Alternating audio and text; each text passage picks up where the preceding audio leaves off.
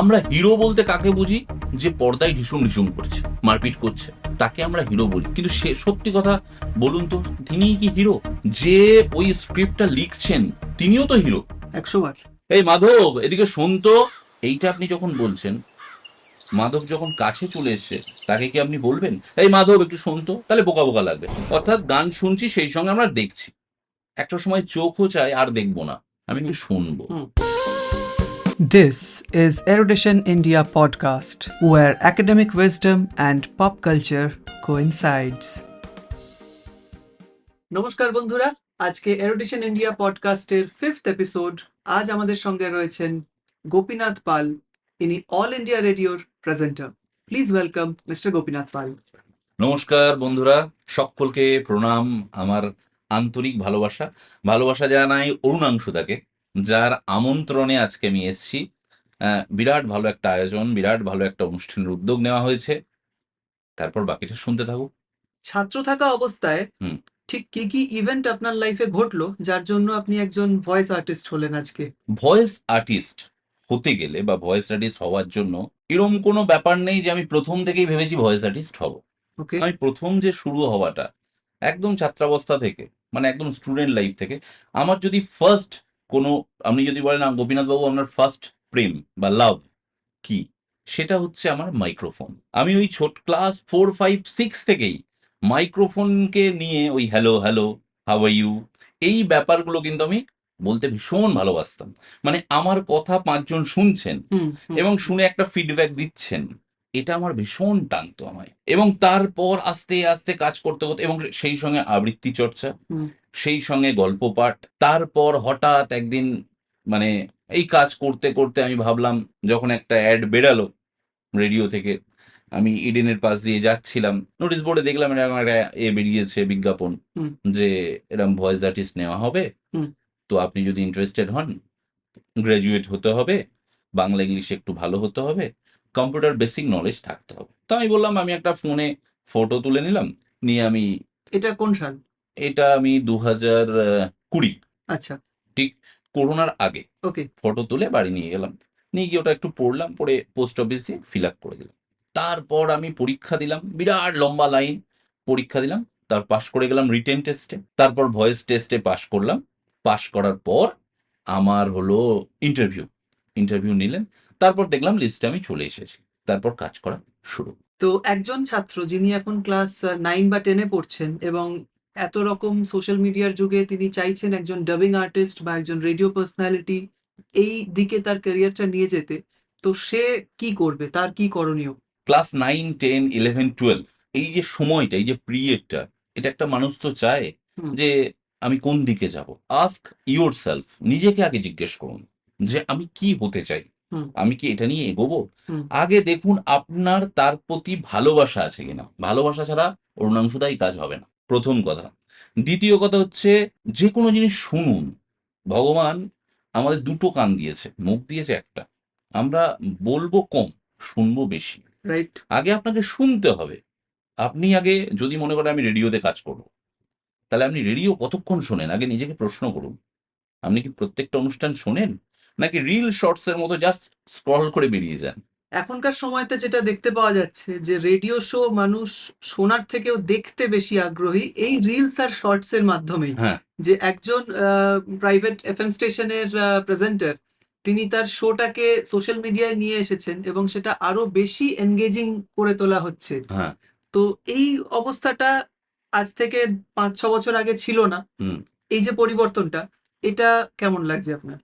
দেখুন, সবসময় এগুলো তো একটা একটা স্টেপ অনুযায়ী যেগুলো হচ্ছে ভীষণ ভালো, কিন্তু অল ইন্ডিয়া রেডিও বা আকাশবাণী মৈত্রী, আমি যে বিভাগে কাজ করি, এর কাজটা না একটা অন্যরকম, বলে না একটা গরিমা আছে। মানে রেডিও কিন্তু শুধু গান শোনায় না, গানের সঙ্গে সঙ্গে আরো যে তথ্যগুলো দেয়। আমরা দেখুন হয়তো অডিও ভিজুয়াল যেটা বলে, অর্থাৎ গান শুনছি সেই সঙ্গে আমরা দেখছি। একটা সময় চোখও চায় আর দেখবো না, আমি একটু শুনবো। ঘরটা বন্ধ করে আপনি হয়তো কিছু একটা শুনছেন, কোনো রেডিওর নাটক শুনছেন বা কিছু একটা। আমি বলছি এখন রেডিওর অনুষ্ঠান, যারা আমার এই অনুষ্ঠান দেখছেন তাদের বলছি, রেডিও অনুষ্ঠান আপনি প্রত্যেকে শুনুন। কেন বলছি? এমন কিছু তথ্য বেরিয়ে আসছে বা এমন কিছু তথ্য শোনানো হচ্ছে হয়তো পৃথিবীতে এর আগে কখনো সেটা নিয়ে অনুষ্ঠান করা হয়নি। আমি নিজে করেছি। সেই 9, 10, 11, 12 এরা পড়ে, এরা যদি ভয়েস নিয়ে কাজ করতে চায়, দেখুন কণ্ঠ চর্চা এটা আমাদের করতে হবে। যদি আমি মনে করি এই ভয়েস আর্টিস্ট হিসাবে আমি কাজ করব, তাহলে আমাকে ১ম কি করতে হবে? আমি নিয়মিত কবিতা আবৃত্তি করতে হবে। খবরের কাগজ জোরে পড়তে হবে। নট মনে, মনে। জোরে, জোরে পড়তে হবে। ইংরেজি বাংলা দুটোই। সব ইংরেজি, বাংলা একটু জোরে পড়তে হবে এবং সেই সঙ্গে একটা জিনিস করতে হবে, সবার হাতে এখন মুঠোফোন আছে, মানে মোবাইল আছে। আপনি কি বলছেন সেটা যদি আপনি রেকর্ড করে নিজে শোনেন, আপনার ভুলটা আপনাকে গাইড করে দেবে। এখানে একটা কথা বলবো, হ্যাঁ, অনেক আমার স্টুডেন্টরা এরা এরা নিজেরাই বলেছেন যে নিজের ভয়েস নিজের শুনতে ভালো লাগে না, তো এই পারসেপশনটা কি করে কাটানো যায়? নিজের ভয়েস নিজে শুনতে ভালো লাগে না, ওইটাই ব্যাপার যে আপনার ভয়েস ভ্যারিয়েশন চেঞ্জ করতে হবে। পড়াটা কি এমনি পড়া হয়ে যাচ্ছে? না, আপনি ধরুন একটা গল্প পড়ছেন, গল্পে দেখবেন বিভিন্ন মোড় হয়। হুম হুম। স্বগত উক্তি একটা থাকে না? মনে, মনে কথা বলা, কাউকে ডাকা, "এই মাধব এদিকে শোন তো।" এইটা আপনি যখন বলছেন, মাধব যখন কাছে চলে এসছে, তাকে কি আপনি বলবেন, "এই মাধব একটু শোন তো?" তাহলে বোকা, বোকা লাগবে। "এই মাধব এখানে বস। আচ্ছা, আচ্ছা কি হয়েছে বলতো? হ্যাঁ, আমি তো শুনলাম উনি ভালো সুস্থ মানুষ। হঠাৎ করে?" এবার ওই মাধব যখন উত্তর যে, "হ্যাঁ দাদা, আমি জানি না। আমি ওখানে যাচ্ছিলাম, আমি হঠাৎ শুনলাম।" এই যে ন্যারেশনটা, ন্যারেটিভ চেঞ্জটা যখন আপনি নিজে পড়বেন, কোনো ধরুন আপনি নাটক, শ্রুতি নাটক, ক্যারেক্টারাইজ করে পড়তে হবে। চন্দন সেনমনুল বা যার শ্রুতি নাটক আপনার ভালো লাগে পড়ছেন, সেটা যদি আপনি নিজে, নিজে চেঞ্জ করেন, হুম হুম হুম। যখন একটা ধরুন ভৃত্যের পাঠ করছেন, সেই সময় ভয়েসটা একটু চেঞ্জ করা। এর খুব ভালো একটা উদাহরণ আমরা টিনের তলোয়ারে পাই। হ্যাঁ, রাইট, অনেকগুলো রাইট। অনেকগুলো ক্যারেক্টারাইজেশন একদম। সেখানে এইটা যদি রয়েছে। করা যায়, যেকোনো নাটক আপনি পড়ছেন, অনেকগুলো ভ্যারিয়েশন থাকে। আপনি কেন থরলি খবরের কাগজের মতো পড়বেন? আপনি যদি একটু ভেবে, ভেবে পড়েন এবং পড়ার সাথে, সাথে ওটা যদি মোবাইলে রেকর্ড করে, পরে আমি একটু শুনি তো, ও আমাদের অনেক দেখুন মানুষ মাত্রই ভুল হবে। ভুলটাকে আবার ভুল না হলে আমি শিখব কি করে? তাহলে তো আমি সেই কথাই বলে মাস্টার হয়ে গেলাম। হুম হুম মাস্টার আমরা কেউই না। হুম। আমরা সবাই স্টুডেন্ট। এটা ভেবেই যদি এগাই, দেখবেন কাজটা কত ইজিলি হয়ে যাচ্ছে। কিন্তু একটা কথা আমি বলব, যদি আপনি ভয়েস আর্টিস্ট হতে চান, বিরাট বড় একটা ফিল্ড আছে অরুণাংশুদা। বিরাট বড় ফিল্ড। কার্টুনে যে ভয়েস গুলো দেওয়া হয়, ওই সেগমেন্ট, রেডিও জকি, বিভিন্ন প্রাইভেট চ্যানেল, আর আকাশবাণীতে প্রত্যেক বছর ২ বছর ৩ বছর অন্তর, অন্তর পরীক্ষা হয়। সেই পরীক্ষাগুলোও যদি দেন, একটা কথা আমার বলতেই হবে, একটু নেগেটিভ কিন্তু বলব। দেখুন, একটা রিস্কি জোন কিন্তু আছে। হুম। এই প্রফেশনে অরুণাংশুদা একটা রিস্কি জোন আছে। অর্থাৎ আপনাকে ভেবে নিতে হবে, আপনি যদি প্যারালালি শুধু এটার জন্য ফোকাস করে এগান যে আমি এটাই করব, আপনার কিন্তু পিছলে পড়ার ভয় থাকতে পারে। হুম হুম হুম। যেমন ক্রিকেট খেলা, ফুটবল খেলা, আপনি ক্রিকেটার হবেন, ইন্ডিয়ান টিমে ১১ জন প্লেয়ারের মধ্যে জায়গা পাবেন কিনা সেটা তো ভগবান জানে। আপনি চেষ্টা করলেন। কিন্তু আমি বলছি প্যারালালি আপনি যদি পড়াশোনার সঙ্গে, সঙ্গে এটা হবি হিসেবে রাখলেন। যেটা আমি করেছিলাম পার্সোনালি। হুম। আমি ব্যবসার সঙ্গে যুক্ত ছিলাম। সেই সঙ্গে, সঙ্গে আমি এটাও, যেহেতু আমার খুব ভালো লাগতো ছোট থেকে, আমি এটাও কিন্তু এগিয়েছি। এবং তারপর আমি সাকসেস পেয়েছি এবং এখনো আমার অনেকগুলো কাজ বাকি। শিখে যাচ্ছি, কাজ করে যাচ্ছি। ২০২০ থেকে আজ ২০২৪, হ্যাঁ, এই ৪টে বছরের journey with all India radio এটা কেমন ছিল? ১ম কথা আমি বলব, যারা অনুষ্ঠান দেখছেন এবং সেই সঙ্গে শুনছেন, আমি একটা গ্রামের ছেলে। উত্তর ২৪ পরগনা জেলা, বসিরহাটের ইটিন্ডা গ্রামের আমি ছেলে। মানে ১৮ বছর ওখানে কাটানো। তারপর কলেজে এখানে আসি।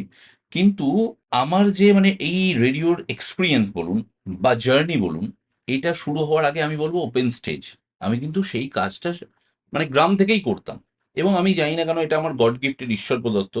মানে আমি মাইক্রোফোন হাতে নিয়ে যখনই আমি কথা বলতাম, ৫ টা মানুষ এসে আমায় জিজ্ঞেস করত যে, "দাদা আপনার ভয়েসটা কি দারুণ! আপনি কোথায় কাজ করেন?" আকাশবাণী মৈত্রী যেদিন আমি পরীক্ষা দিয়ে আমি পাস করলাম এবং আমি গেট দিয়ে ঢুকলাম, আমার সব ছবিগুলো না ফুটে উঠছিল। যে আমি এই চেয়ারে বসবো? মানে আমি বসার যোগ্যতা আমার নেই। আমি মনে করি মানে বিরাট, বিরাট বরেণ্য ব্যক্তিত্ব, মাইলস্টোন তারা। মানে তারা বসেছেন। তাদের চরণধূলি গোটা আকাশবাণী চত্বরে মিলে মিশে একাকার হয়ে আছে। সেই চরণধূলি আমি মাথায় নিয়ে ওই চেয়ারে বসলাম। মানে এত ভালো লাগছিল সেইদিন, মানে আপনাকে কি বলবো? ফার্স্ট এক্সপেরিয়েন্স এর কথা বলছি। আকাশবাণী রেডিওতে চান্স পেলাম, পরীক্ষা দিলাম, কাজ করা শুরু করেছি। তো একটা শোরুম। সেখানে ওনারা অ্যাড করছেন জ্যোতিষ, অ্যাস্ট্রোলজার। হুম, হুম। তো সেই হিসাবে একটা মানে ওরা চাইছেন যে আমরা একটা ক্যাসেট বানাই, কিন্তু জ্যোতিষ নিয়ে ইন জেনারেল ওইভাবে ভাবাটা, আর ওরা চাইছিল একটু নতুন কিছু। তো আমি ভাবছি কিভাবে করা যায়। এমনি তো বলাই যায় তারামা জুয়েলার্সে বা এক্স জুয়েলার্স ওয়াই জুয়েলার্সে জ্যোতিষ বসছে আসুন, কিন্তু এর মধ্যে তো কিছু মানে মজা একটু নেই। মজা নেই। তো আমি কিভাবে, যেহেতু দুজন আছে, আমার দিদি ছিলেন, আমি শুরু করলাম, ভीगा भीगा आंचल आंखों का ये काजल পাগল তখন দিদি ওই দিক দিয়ে বলছে, আরে গোপী, তোর মুখে গান? হ্যাঁ গান। কি ব্যাপার বলতো? আরে চাকরিটা আমি পেয়ে গেছি বেলা, শুনছো? এইভাবে শুরু। তুই চাকরি পেয়ে গেলি কিভাবে? আরে তারামা জুয়েলার্সে গিয়ে। তারামা জুয়েলার্সে গিয়ে চাকরি? কি, আমি ব্যাপারটা বুঝলাম না। তারামা জুয়েলার্সে এখন জ্যোতিষরা বসছেন, এবং শুধু বসছেনই না, এত সুন্দর প্রেডিকশন করছেন, তুই কিন্তু সফল হবি দিদি, তুই একবার চলে যা। আমি দেখ, গত বৃহস্পতিবার গেছি, আর কিছুদিনের মধ্যেই আমি কিন্তু চাকরি পেয়ে গেলাম। এই ছোট্ট একটু গানের লাইনটা ছোট, কিন্তু পুরো স্ক্রিপ্টটা চেঞ্জ করে দিল। স্ক্রিপ্টটা চেঞ্জ করে দিল। আকাশবাণী মৈত্রীর অ্যানাউন্সার হিসেবে কাজ করার পর আমি অনেক কিছু পেয়েছি। টাকা পয়সা কথা আমি বলবো না, কিন্তু মানুষের ভালোবাসা, ওই যে বরেণ্য ব্যক্তিত্ব, তাদের ধুলো, পায়ের ধুলো মাথায় নিয়ে কাজ করা, ও আনন্দ, ওফ, বিরাট। অল ইন্ডিয়া রেডিও আজকের দিনে দাঁড়িয়েও এমন কি ইনফরমেশন প্রোভাইড করছে আমজনতাকে, যেটা সে কোনো রিলস বা সোশ্যাল মিডিয়াতে কখনোই পাবে না। এটা সত্যি কথা যে এখন রিলস শর্টসের যুগ। হুম। আমরা প্রত্যেকে রিল শর্টস দেখি। এটা কিন্তু আমাদেরকে আরো বিজি করে দিচ্ছে, চঞ্চল করে দিচ্ছে। কিন্তু আকাশবাণী রেডিও আপনার পেশেন্সটাকে বাড়াবে। রেডিও শুনলে কি হয়? পেশেন্স বাড়ে, এটা একদম সায়েন্টিফিক্যালি প্রুভড। পেশেন্স বাড়ে, একাগ্রতা বাড়ে। এবং আমি এটাও বলবো, radio is the theatre of mind. কেন মানুষ রিল শর্টস বাদ দিয়ে রেডিওর অনুষ্ঠান শুনবেন? আমরা হিরো বলতে কাকে বুঝি? যে পর্দায় ঢিসুম ঢিসুম করছে, মারপিট করছে, তাকে আমরা হিরো বলি। কিন্তু সে সত্যি কথা বলুন তো, তিনিই কি হিরো? যে ওই স্ক্রিপ্টটা লিখছেন, তিনিও তো হিরো। 100 বার। যে আপনাকে, যার ডিরেকশনে এমনি কাজ করছেন, তিনিও তো হিরো। এবং আমি গানের ক্ষেত্রেও বলি। এই প্রসঙ্গে একটা কথা বলবো। হ্যাঁ বল। নাসা যখন প্রথমবারের জন্য একটা মুনের মিশন লঞ্চ করছেন, আচ্ছা। তখন ওখানকার একজন জ্যানিটরকে প্রেসিডেন্ট জিজ্ঞাসা করেছিলেন যে আপনি কি করছেন। হুম। সামান্য সে জ্যানিটর, সে বলছে I am putting a man on the moon. তার মানে সে যে ঘরটা মুছে দিচ্ছে, সে যে রিসার্চ সেন্টারটাকে পরিষ্কার করছে, তার সাহায্যেও একটি মানুষ চাঁদে যাচ্ছে, তাই তো। তারও কন্ট্রিবিউশন রয়েছে। একদম একদম প্রত্যেকের কন্ট্রিবিউট, এবং সেটা মন থেকে ভাবতে হয়। আমরা যখন একটা গান শুনছি, সেটা মান্নাদের হতে পারে, মুকেশজির হতে পারে, বা আপনার আশা ভোসলের হতে পারে, যারই গান শুনছি, তিনি মহান, তিনি হিরো। কিন্তু সেই গানটা যিনি তৈরি করলেন বা কম্পোজ, সুর দিলেন, তিনি কি হিরো নন? একবার ভাবুন তো, তিনিও তো হিরো। 100 বার। তাকে হয়তো আমরা কজন জানতে চাই? জানতে চাই না। শুধু গানটা শুনলাম, ও কার গান রে? ও আচ্ছা, এটা মান্নাদের গান। কিন্তু মান্নাদের গানটা যিনি বানিয়ে দিলেন, রান্নাটা করে, রান্নার সবকিছু উপকরণ দিয়ে রান্নাটা মানে তৈরি করার সরঞ্জামটা এনে দিলেন, তাকে আমরা জানতে চাই না। এই জন্যে আমি এই কথার সাথে কেন বললাম, এই জন্য আমরা রেডিওটা শুনবো। আমরা কজন চিত্র পরিচালক অজয় করের নাম জানি? জানি। আমরা কজন গৌরী প্রসন্ন মজুমদারের কথা জানি? জানলেও খুব একটা জানি না, জানতে চাই না, কিন্তু এগুলো জানা দরকার। আমরা কজন তপন সিংহ বা তপন সিনহাকে জানি, চিত্র পরিচালক? তিনি একটা সিনেমা করছেন, তার নাম উপহার। তখন উত্তম কুমার মহানায়ক হননি, পার্শ্ব চরিত্রে উত্তম কুমার তিনি নির্বাচন করেছেন। এবং তপনবাবু যখন বললেন তাকে যে তুমি নিজের মতো সংলাপ বলো, উত্তম কুমার যখন জানালেন স্ক্রিপ্টটা তার পছন্দ হয়েছে, তিনি বললেন তুমি নিজের মতো স্ক্রিপ্ট বলো। তখন তিনি বললেন যে সত্যি তোমার কাছেই প্রথম শুনলাম, জানো, সব ডিরেক্টর যা ডায়ালগ লেখে সেটাকেই বলতে বলে, এতে কি অভিনয় হয় বলো? পরিচালক তপন সিংহ ভিতরের আমিটাকে বের করে আনার জন্য এতটাই স্পেস দিতেন অভিনেতাদের। এইখানেই শেষ না। এই উপহার ছবির কথা বললাম, এই উপহার ছবির পরে খুব ভালো বন্ধুত্ব হয়ে যায় উত্তম কুমার আর তপন সিংহের। ঝিন্দের বন্দি সিনেমা, হুম। এখানে এই তপন বাবুর কথাতেই, এক কথায়, ঘোড়ায় চড়া শিখতে রাজি হয়েছিলেন মহানায়ক। এটা আমরা কজন জানি? এটা কি রিল শর্টসে জানা যায় বন্ধুরা? কখনোই জানতে পারবেন না। সাহিত্যিক সুবোধ ঘোষের যৌতুক গৃহ করতে গিয়ে উত্তম কুমার নিজেই তপন সিংহকে জানালেন যে আমি তো ভবানীপুরের রকে আড্ডা মেরে বড় হয়েছি, উচ্চারণ খুব একটা ভালো না, ছবিদার মতো মার্জিত ডায়লগ বলতে পারি না। ছবিদা মানে ছবি ছবি বিশ্বাস। বিশ্বাস। উপায় বলে দিন না তপনবাবু।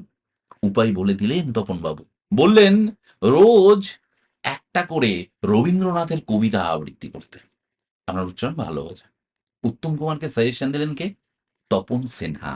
শুনলেন উত্তম কুমার? এটা যদি রেডিওর অনুষ্ঠানগুলো না শোনেন, এগুলো গান শোনানোর সঙ্গে সঙ্গে এই অনুষ্ঠানগুলোও চলতে থাকে। এই উত্তম কুমারের সঙ্গে তপন সিনহার ছন্দপতন হয়েছিল, সম্পর্ক একটু হলেও নষ্ট হয়েছিল একটা ছবিকে কেন্দ্র করেই। ছবিটার নাম আমরা সকলে জানেন, বাঞ্ছারামের বাগান। এটাতে কাজ করার কথা ছিল উত্তম কুমার। তপন বাবু চেয়েছিলেন এটা হোক ডিসেম্বরে। তিনি দেখছেন তিনি কাজ করতে চান, কিন্তু তিনি সময় দিতে পারছেন না। তিনি বলছেন ৩ মাস পরে আপনি ডেটটা রাখুন। তপনবাবু সঙ্গে সঙ্গে বললেন তাহলে আপনি করতে পারবেন না, আপনি এই কাজটা করবেন না। তার জায়গায় এলেন দীপঙ্কর দে। কিন্তু মহানায়ক উত্তম কুমারও কিন্তু ছেড়ে দেওয়ার পাত্র নন। এই মামলাটা গড়ালো আদালত পর্যন্ত। একদম আদালতে যখন জজ সাহেব জিজ্ঞেস করছেন চিত্র পরিচালক তপন সিনহাকে, আচ্ছা মশাই, মহানায়ক উত্তম কুমার, তার জন্য আপনি 3টে মাস ওয়েট করতে পারছেন না, মহানায়ক তো। তখন কি বললেন জানেন তপন বাবু? যে জজ সাহেব, 3 মাস পরে আমি উত্তম কুমারকে পাবো, কিন্তু শীতের সর্ষে ফুল সেটা কোথায় পাবো? মানে একটা একটা একটা জিনিস ভাবার বিষয়, মানে 3 মাস পরে আমি উত্তম কুমারকে পাবো, কিন্তু শীতের সর্ষে ফুল মানে মার্চ হয়ে যাচ্ছে, সেহেতু সর্ষে ফুল থাকবে না। ওই ডিসেম্বরে চাইছেন। এবার যে ছবিটার নাম বলবো অনেকেই জানেন, সাগিনা মাহাতো। অভিনেতা দিলীপ কুমারকে নিয়ে তার কাজ করার অভিজ্ঞতা কিন্তু ছিল বেশ চ্যালেঞ্জ। কোন সিন পছন্দ না হলে নানা টালবাহানা করে তা বাদ দেওয়ার চেষ্টা করতেন দিলীপ কুমার। একদিন সেটে এসে দেখা গেল দিলীপ কুমার গ্রিন রুমে বসে আছেন ঘাড়ে হট ব্যাগ নিয়ে। আতঙ্কিত তপন সিংহ তার কাছে যেতেই তিনি বললেন, ওফ, ঘাড়ে ব্যথা তপন বাবু, আজ আর শুটিং হবে না বুঝলেন, একটা গোটা দিন শুটিং ক্যান্সেল, মানে অনেক টাকার ধাক্কা। বুদ্ধি করে তখন তপন বাবু কি বললেন জানেন দিলীপ কুমারকে? আরে ব্যথা তো একটু হবেই, নার্গিস, মীনা কুমারী, বজয়ন্তীমালা, কত কত নায়িকা ওই ঘাড়ে কাঁধে মাথা রেখে অভিনয় করছে। অসুস্থ দিলীপ কুমার হেসে ফেলে তখন কি বলেছিলেন জানেন? ও বাবা, তুমি শুটিং করবে চলো, বাঙালিদের সাথে পেরে ওঠা যাবে না। চলে আসছি আমাদের পরবর্তী প্রশ্নে। আকাশবাণী মৈত্রেয়ী এই সেগমেন্টটি ভারত এবং বাংলাদেশের কিছু নতুন সম্পর্ককে আরো বেশি স্ট্রেংথেন করেছে, আরো একদম। বেশি পাওয়ারফুল করেছে। এটা নিয়ে আপনি কি বলতে চান? আমাদের মৈত্রীর প্রথম ট্যাগলাইনই হচ্ছে আকাশবাণী মৈত্রী, দুই বাংলার মনের কথা। দুই অর্থাৎ বাংলার মনের কথা। দুই বাংলার মনের কথা। এই সেগমেন্টটা সবসময় একটা সেতু বন্ধন তৈরি করে চলেছে দুটি দেশের মধ্যে, ভারত বাংলাদেশ। পশ্চিমবঙ্গে আমরা যেমন বাংলায় কথা বলি, বাংলাদেশের মানুষেরও তো কথা বাংলা, দেশটা অন্য, কিন্তু মন, ভাব, কথা, কালচার। কালচার, সংস্কৃতি সবই এক। পোশাক, আমাদের যে অনুষ্ঠানগুলো হয়, দুই বাংলার কথা ভেবেই কিন্তু অনুষ্ঠানটি হয়, মানে ওইভাবে সাজানো হয়। সকালবেলা ধরুন সকাল 6:05 সুচিন্তন, রবি ঠাকুর হোক, কাজী নজরুল ইসলাম হোক, তাদের রচনা থেকে কিছু পাঠ হলো। হুম হুম হুম। রবি ঠাকুর তো আমাদেরও রবি ঠাকুর, বাংলাদেশের মানুষেরও রবি ঠাকুর। একদম। কাজী নজরুল ইসলাম তো আমাদেরও, বাংলাদেশের মানুষের কাছেও তিনি বরেণ্য। 6:15 কৃষক বন্ধুদের জন্য। যেহেতু আমাদের বাংলা, পশ্চিমবঙ্গ বলুন বা বাংলাদেশ বলুন, কৃষি প্রধান দেশ, সেহেতু কৃষক বন্ধুদের জন্য অনুষ্ঠানটা খুব ভালো, যে কৃষিকাজকে আরো কিভাবে এগিয়ে নিয়ে যাওয়া যাবে, সেই অনুষ্ঠানটা কিন্তু 5 মিনিটের, কিন্তু এটা এই অনুষ্ঠানটা চায়। যেহেতু আমরা অ্যাজ অ্যান অ্যানাউন্সার কাজ করি, আমাদের খবর পাঠ করতে হয় না, কিন্তু একটা খবর আমরা লাইভ পড়ি, সেটা হচ্ছে বাংলাদেশ প্রেস রিভিউ।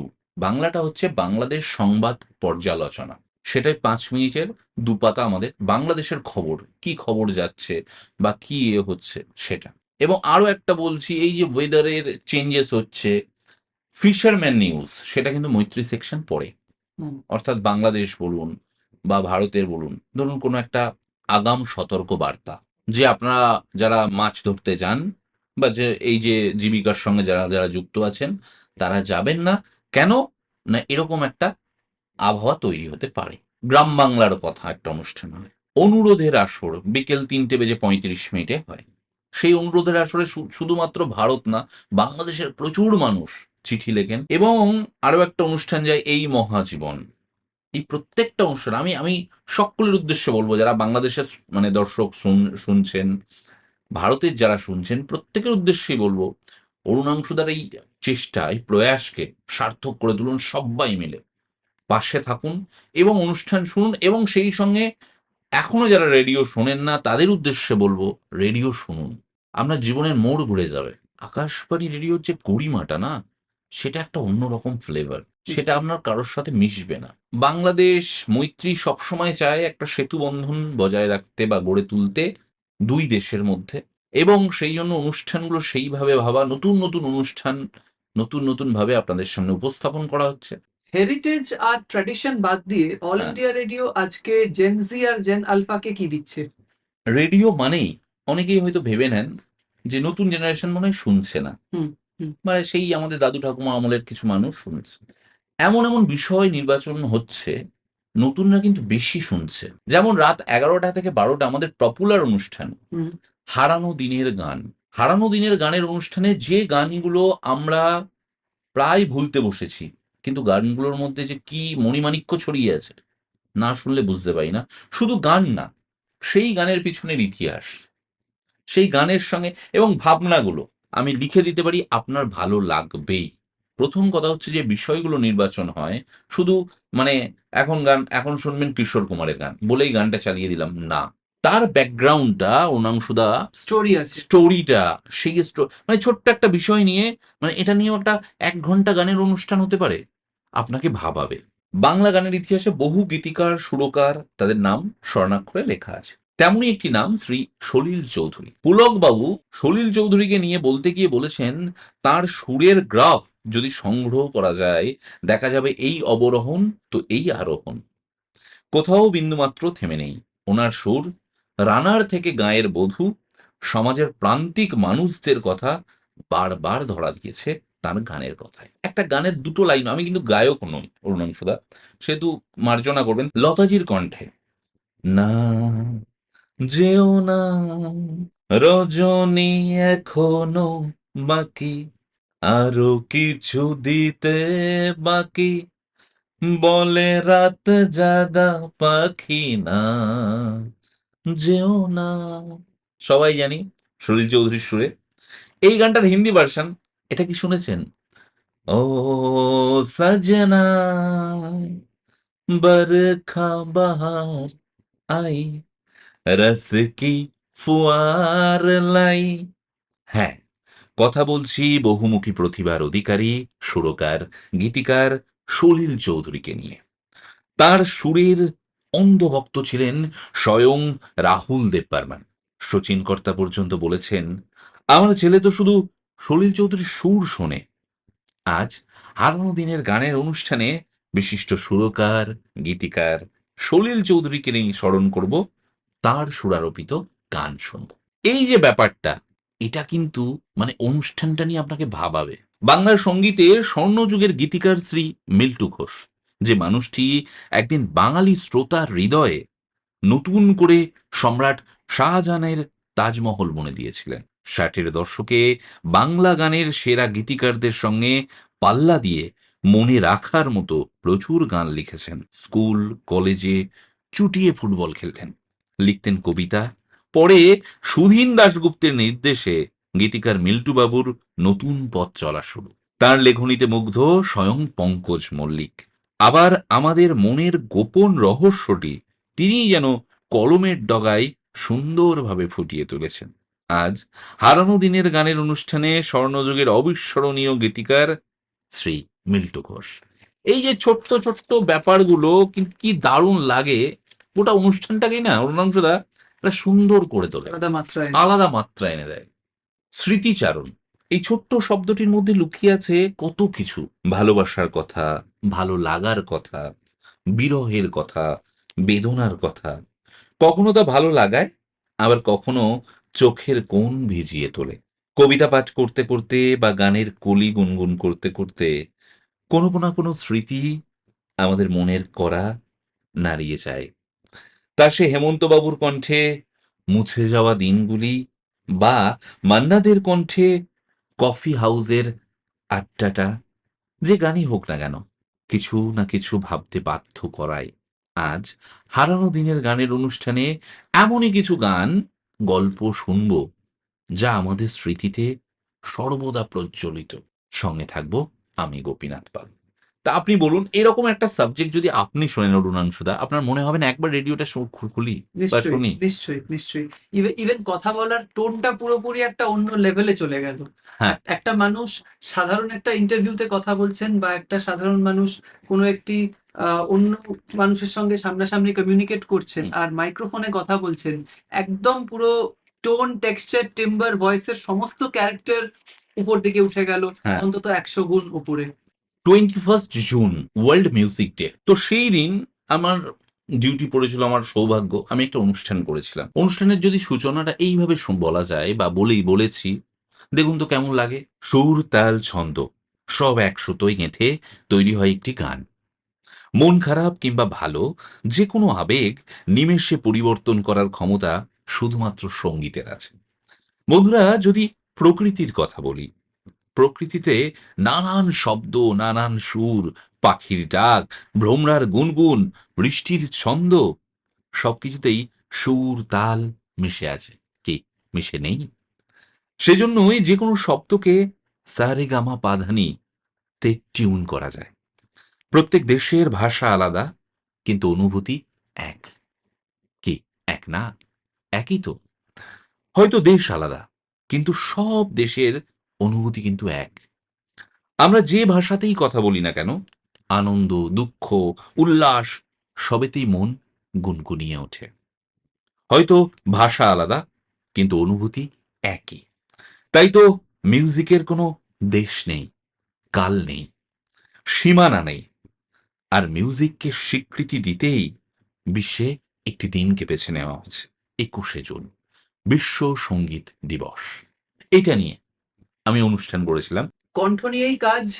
তো কণ্ঠের যত্নটা কিভাবে নেন আপনি? কণ্ঠ নিয়ে যারা কাজ করতে চান এবং কণ্ঠের নিয়ে যারা এগোতে চান, তাদের উদ্দেশ্যে বলবো যে কিছু জিনিস মেনে চলতে হবে। যেমন যখন তখন কোল্ড ড্রিঙ্কস খেয়ে নিলাম, চলবে না। নেশা ভান থেকে বিরত থাকতে হবে।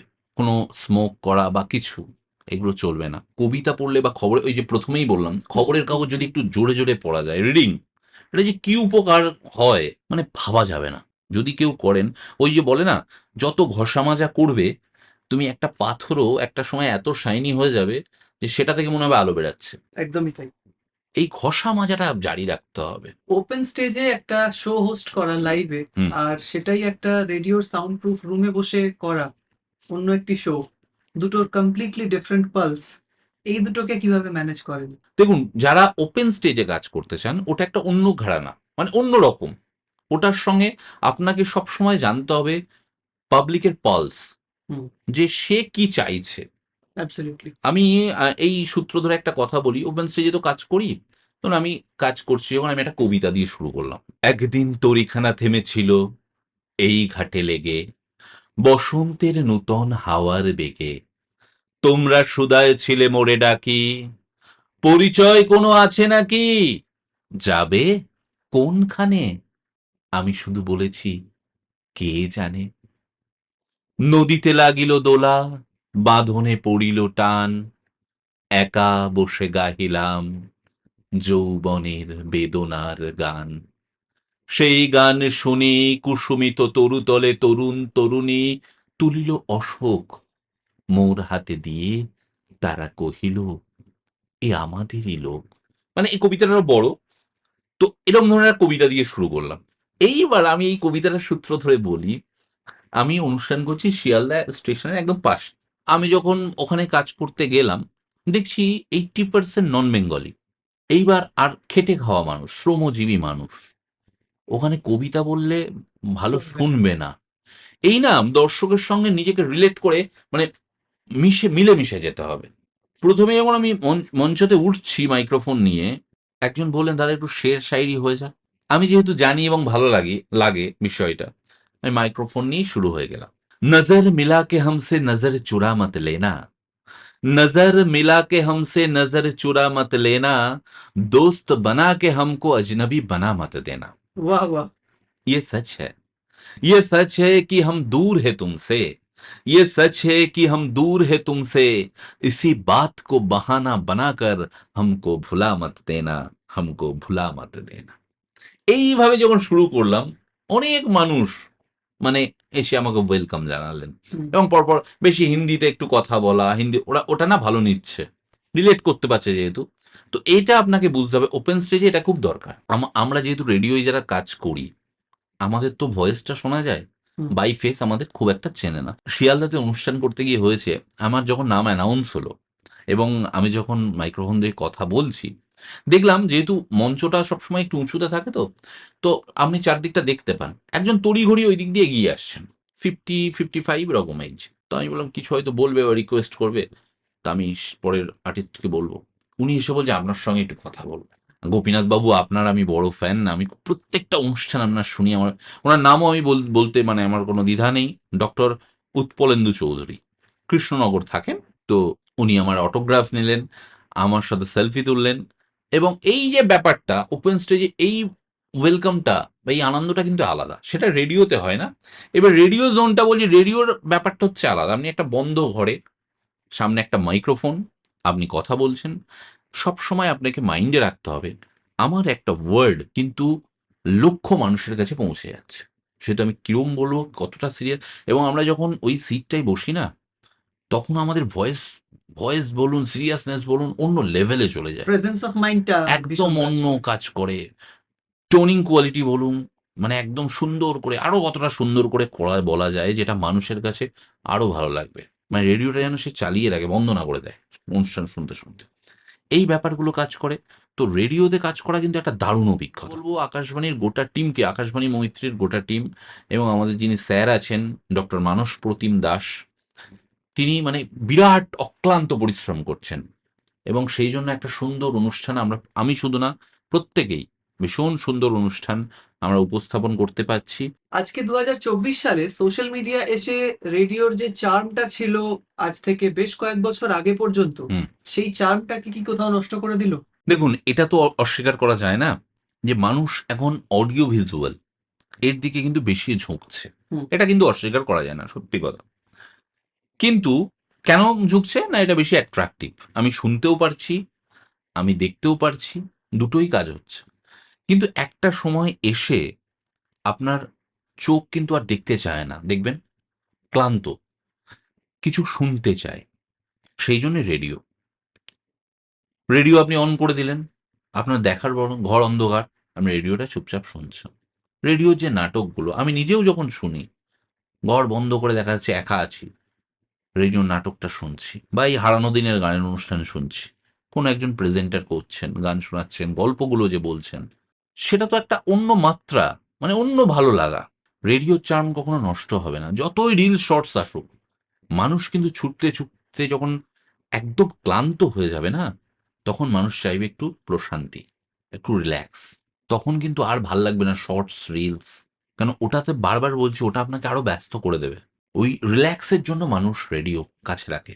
এবং আবারও বলছি, রেডিওতে শুধু গান না, গানের সঙ্গে যে গল্পগুলো শোনায় না, এবং যে ভাবনাগুলো আমাদের, বিশেষ করে আকাশবাণী মৈত্রী এত সুন্দর কাজ করছে এটা নিয়ে, যে যে বিষয়গুলো নিয়ে আমরা কাজ করছি, আমি হয়তো রেডিওতে না আসলে আমার এই সৌভাগ্য হতো না। ওয়ার্ল্ড মিউজিক ডে হুম। সাবজেক্ট, হুম। এটা নিয়ে তুমি ভাবো, শুধু গান চালালে তো হবে না, হবে না।